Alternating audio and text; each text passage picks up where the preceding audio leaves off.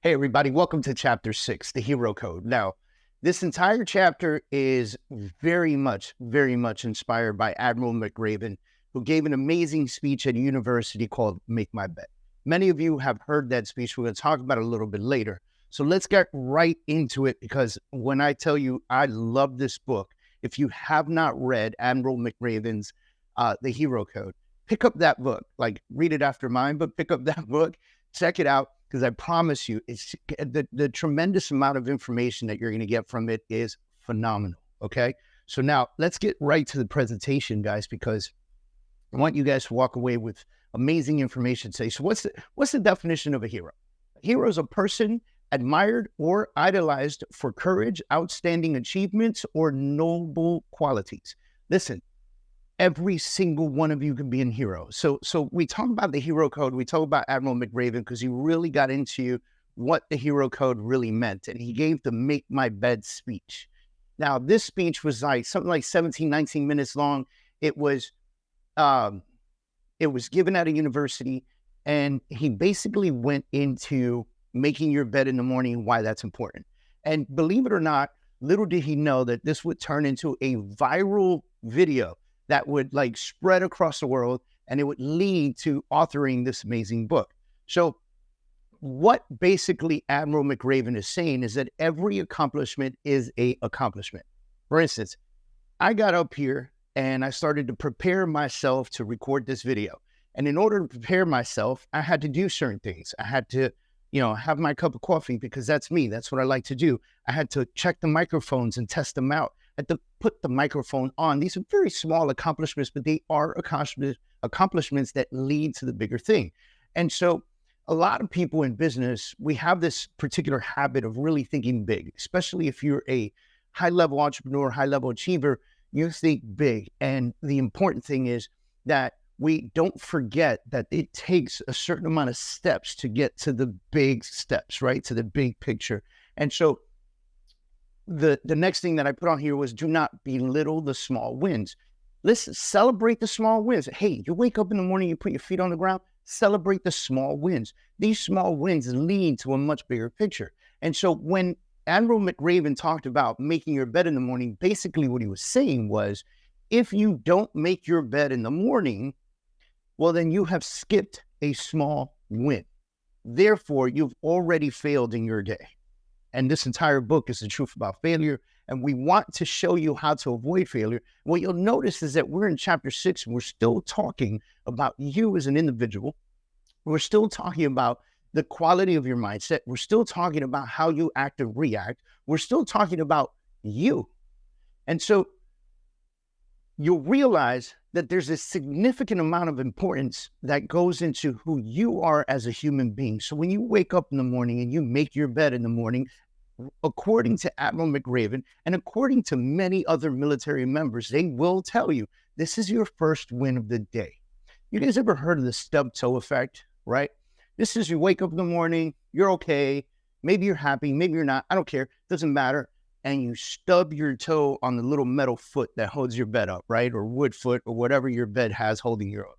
And so this stub toe effect happens because you hit your foot, your toe hurts, you cracked it, it's bleeding now, and the rest of your day goes to shit, right?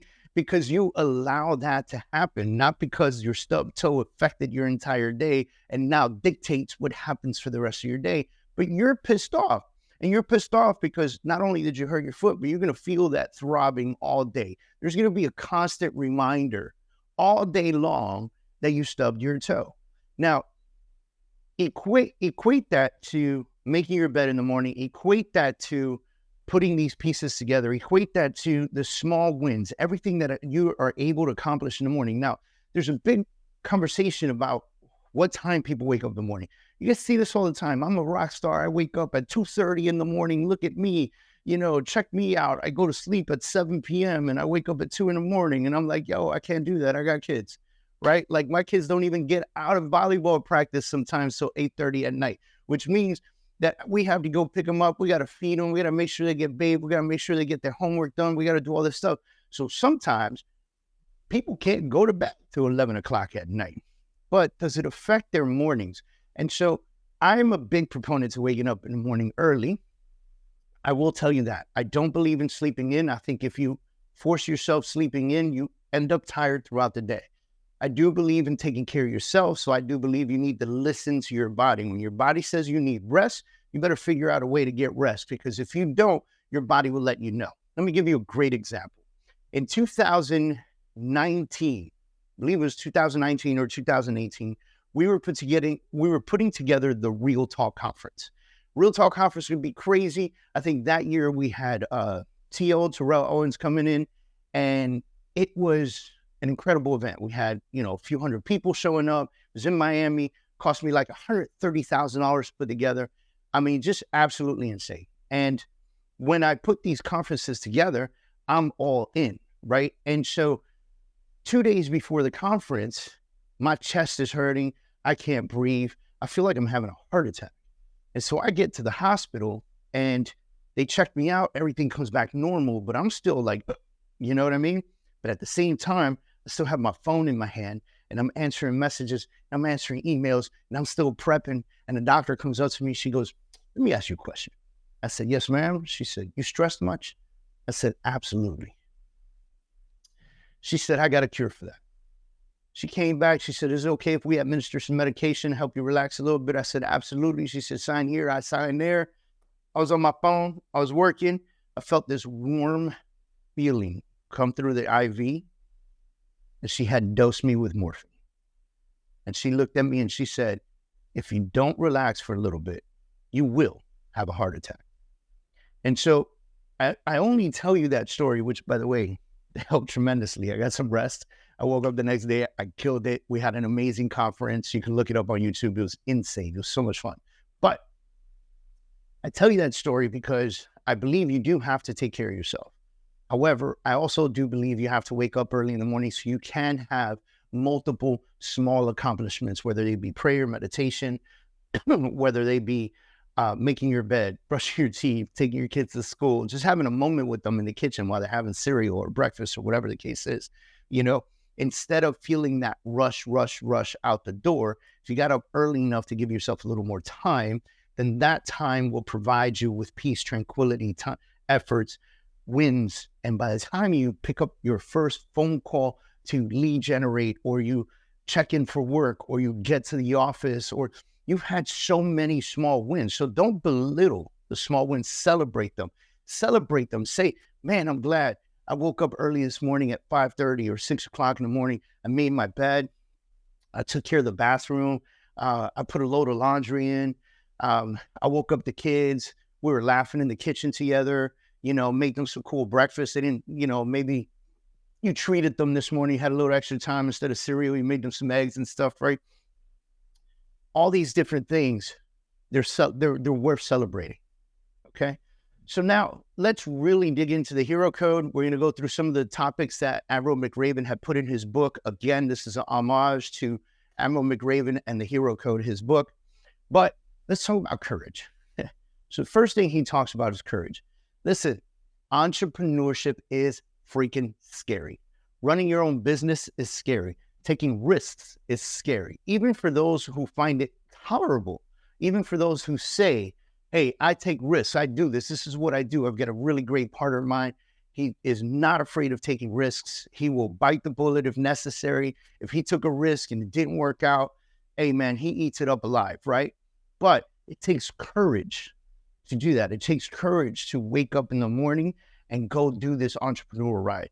Even if you're an intrapreneur, even if you're somebody who works for somebody and you just rah this company and you are helping this company grow and you hope to, be CEO of the company. But even if you're an entrepreneur, it takes a tremendous amount of courage to put all your eggs in that basket and really take the risk of running that. Same thing for the entrepreneur you work for or the entrepreneur you are. It takes tremendous amount of risk to put your family, your faith, and everything into this business that you're creating that could potentially have some hiccups, and you might lose some money, lose some friends, lose some everything. I mean, you can lose everything and have to start all over again. And we still, as entrepreneurs, decide, hey, we're still going to do this. This is really important to us. We're still going to rock this out. We're going to make it happen. Listen, being a military man, I spent 9 years in the United States Marine Corps, and knowing other Marines and other military members, for some of those guys, it takes courage just to get out of bed, right? Some of these guys have been to war, they fought, they've battled, they've done different things that have created accomplishments for themselves. But coming out of it, they've suffered the recourse of post-traumatic stress disorder, right? So PTSD. And with PTSD, for some of these guys, it takes a tremendous amount of courage just to get out of bed, just to do the work. So what I'm telling you as an entrepreneur is that it takes a tremendous amount of courage to do what you do every day. Have the courage, show the courage, be the person who passes courage on. Now, humility was the next one in his book. And he wrote this quote. He said, "I'll work to be humble, to recognize the limits of my intellect, understanding, and power." So what he's saying is, I don't know everything.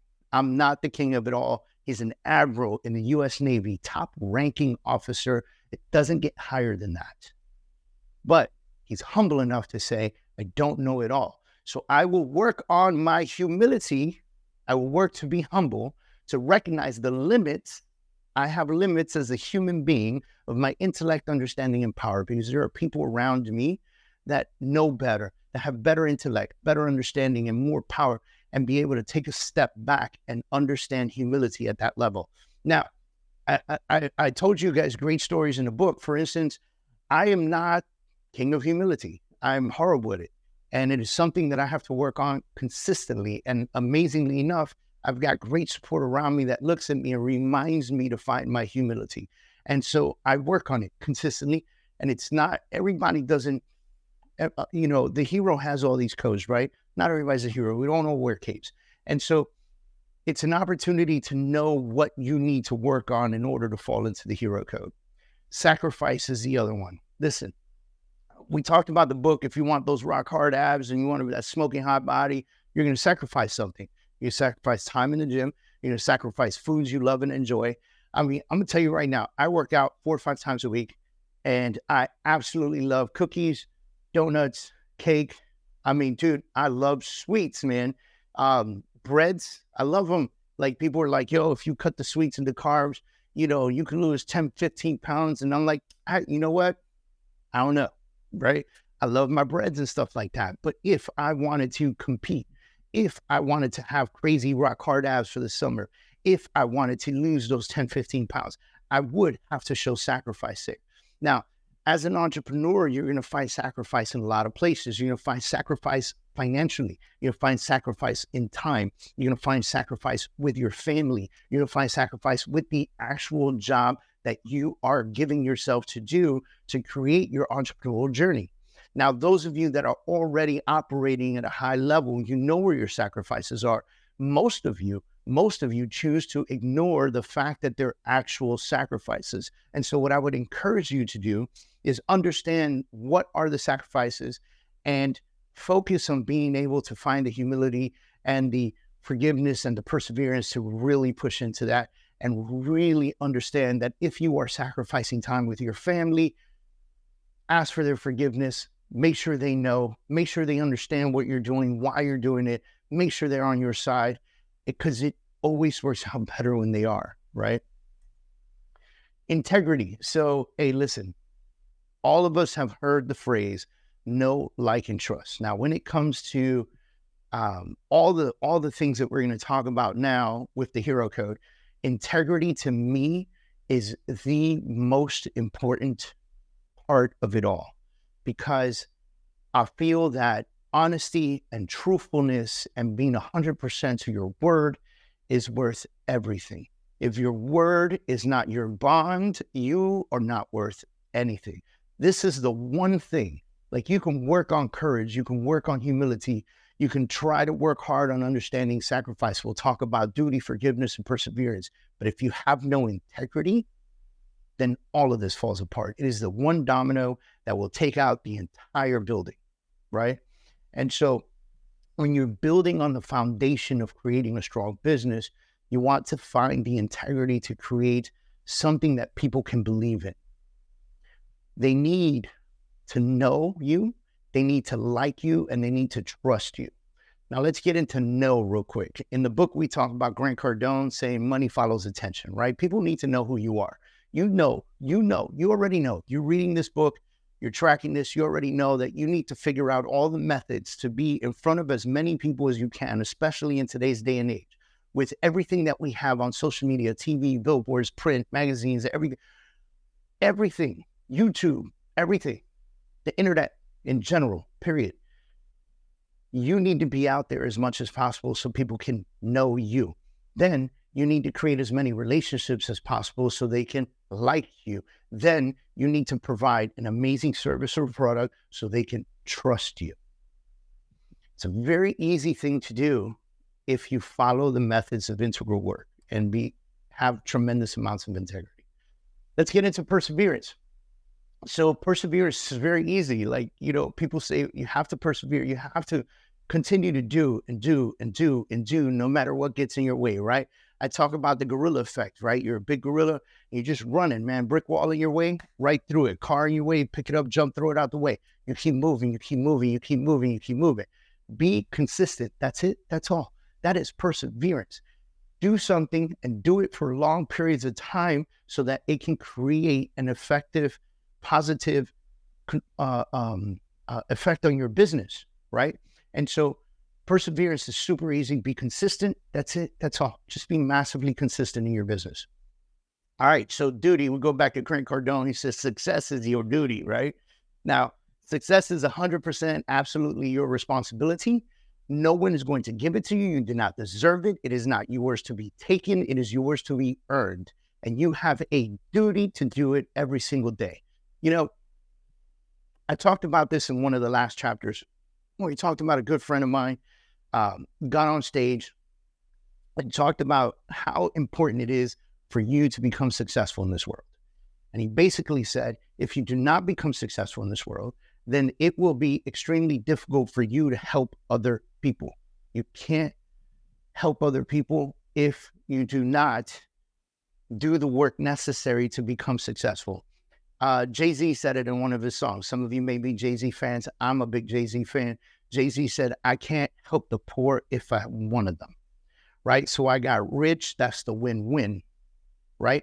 And so what he's basically saying in this quote is, listen, I can't help you if I'm with you and if I'm in the same bucket. So I got to bust my butt. It is my duty. It is my responsibility to grow and be a phenomenon that he became a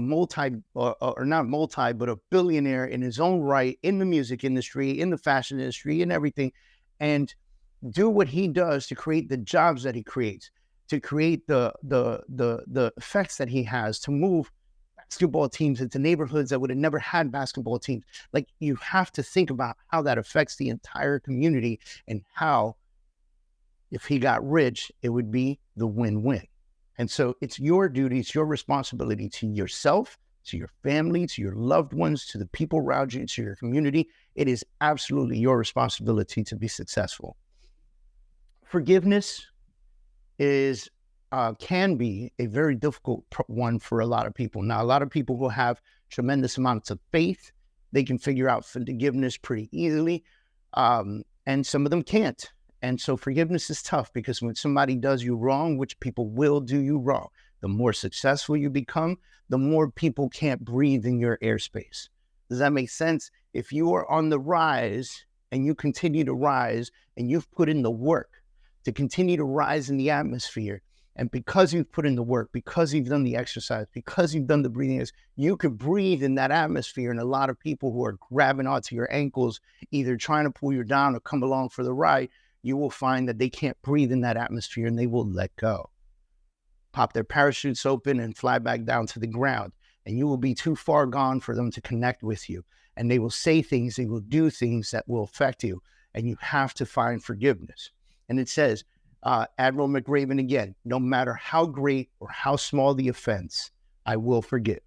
I will be the victor and not the victim.